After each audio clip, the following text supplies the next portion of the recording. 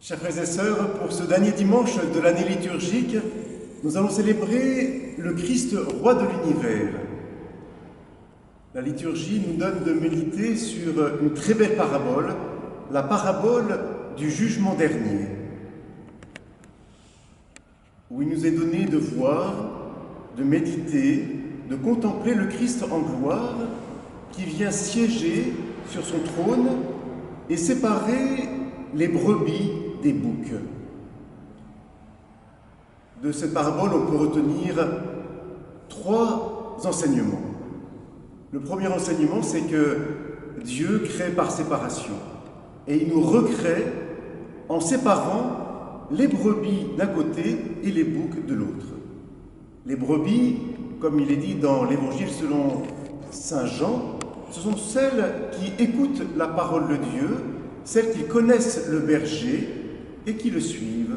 Bref, ce sont les chrétiens qui vivent profondément de la parole de Dieu et qui cherchent à être des vrais disciples du Christ.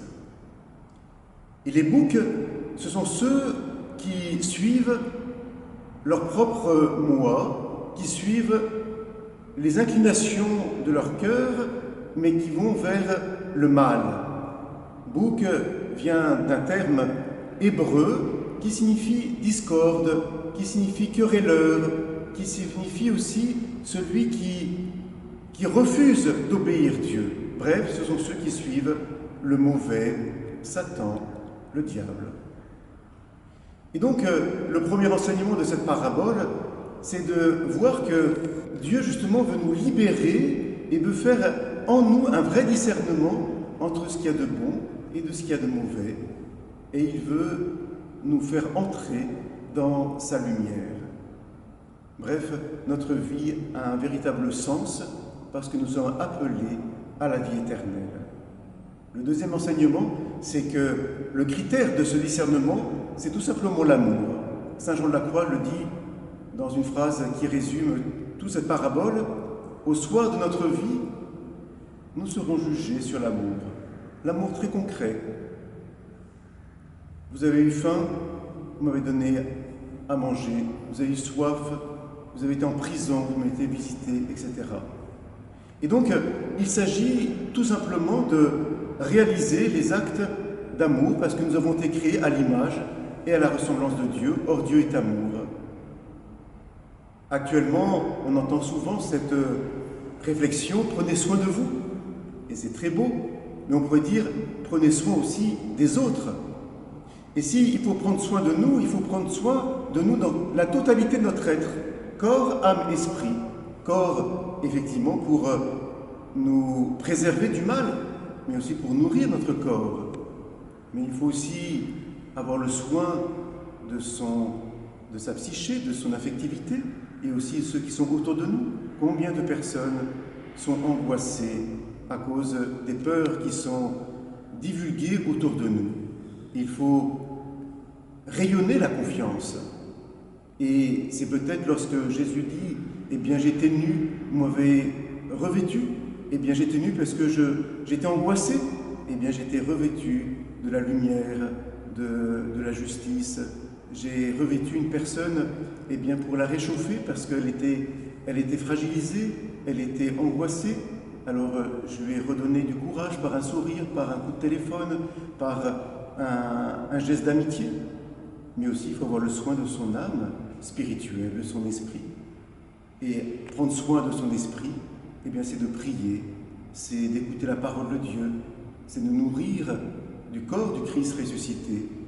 Bref, nous serons jugés sur l'amour, notre capacité à nous mettre au service des autres dans toutes les dimensions de notre être, corps, âme, esprit.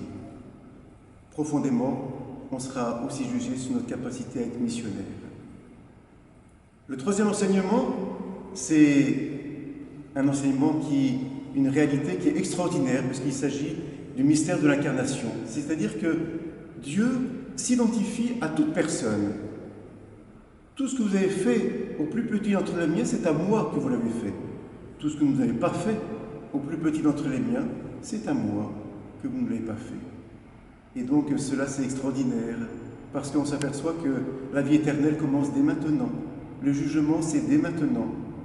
Et il est bon, chaque soir, de faire son examen de conscience et de se dire, mais qu'est-ce que j'ai pu donner durant ma journée aux autres, parce que je serai jugé sur l'amour.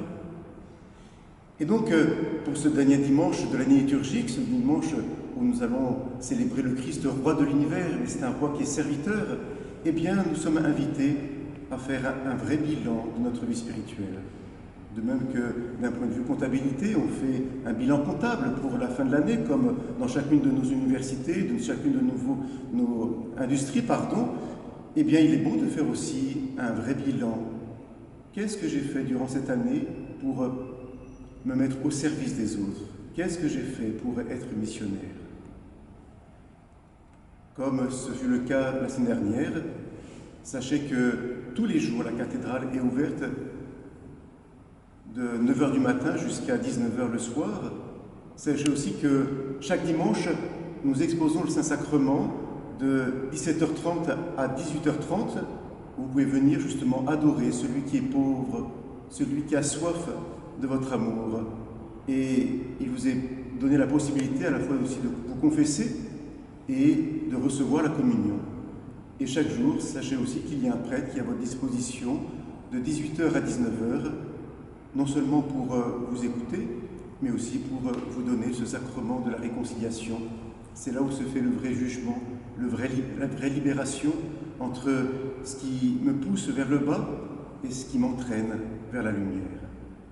Avec le Père Cyril, eh bien, je vous souhaite une belle fête du Saint-Sacrement, du Christ roi, et une belle fin d'année.